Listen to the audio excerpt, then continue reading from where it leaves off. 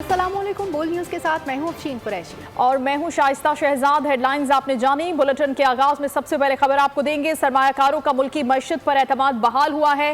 Pakistan stock exchange میں زبردست تیزی جاری ہے۔ مارکیٹ میں ٹریڈنگ کے دوران 281 پوائنٹس کا اضافہ ہوا۔ KSE 100 انڈیکس 63,237 کی سطح پر ٹریڈ کر رہا ہے۔ گزشتہ روز مارکیٹ ریکارڈ 62,956 پوائنٹس پر بند ہوئی تھی۔ مزید تفصیلات جانیں گے بول نیوز کے نمائندے کفیل احمد سے۔ جی کفیل احمد،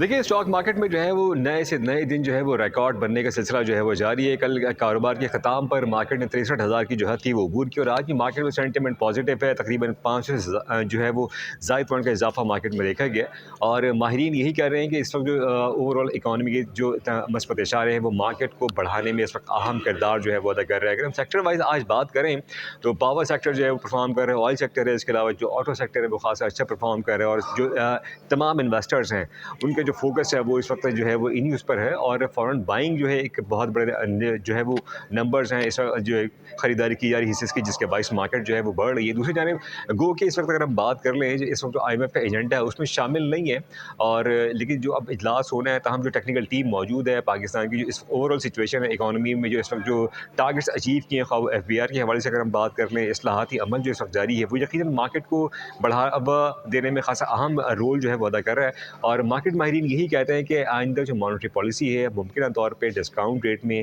کسی حد تک جو ہے وہ کمی کی جائے گی، جس کا اوور آل امپیکٹ مزید مارکیٹ پہ ہوگا، اور بازار میں تقریباً 64,000 اور 65,000 کی جو حد ہے وہ بھی مارکیٹ عبور کرنے میں کامیاب رہے گا۔ سبسکرائب کریں اور بیل دبائیں تاکہ کوئی خبر رہ نہ جائے۔